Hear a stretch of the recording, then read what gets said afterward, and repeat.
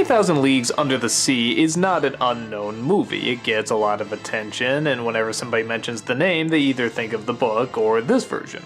But I do feel bad as a lot of modern audiences seem to dismiss it, and to be honest, I can kinda see why. Not that it's bad, it's actually really good.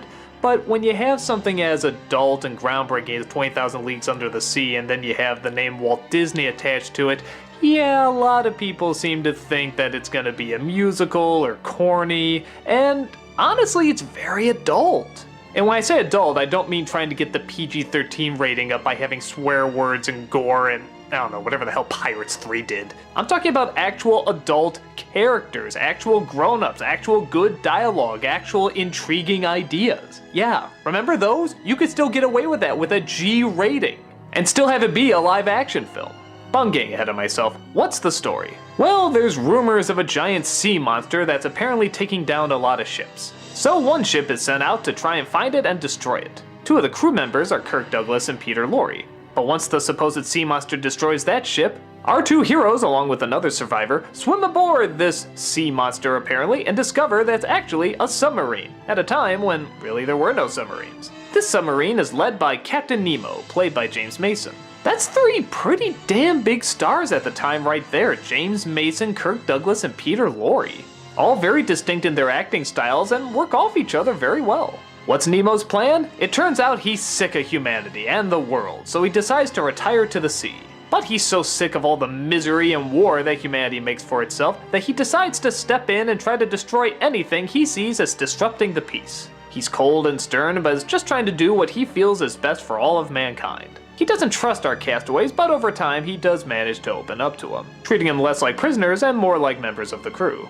As Disney films go, this is probably the most subdued, and that's saying a lot seeing how there's a giant squid that attacks. There are some really groundbreaking effects and some really good visuals.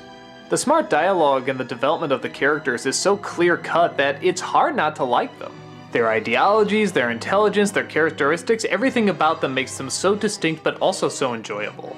The effects are also really something. This squid probably would be done with CG nowadays, but back then, they just used a life-size puppet. Originally it was shot during the day and Disney said it looked too fake, so he recommended that they do it in a storm. That way it hides the strings a lot better. The idea of shooting a monster in a storm or in the dark in order to hide what it looks like would be used years later, both for atmosphere and to hide the technicals behind making it. There's definitely changes from the book, but I feel it really still got the spirit of both the characters and the technology really well.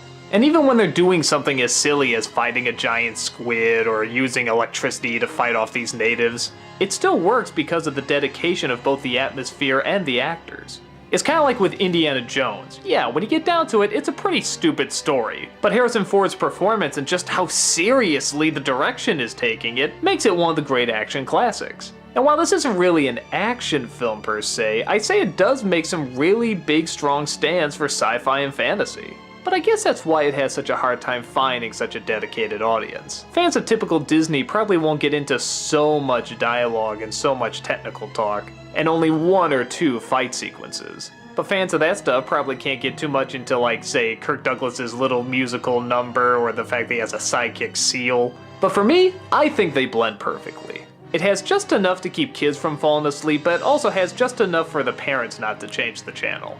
I think it's a good mix, even if it does lean more towards the adult side, which, now that I'm adult, I find I like even more.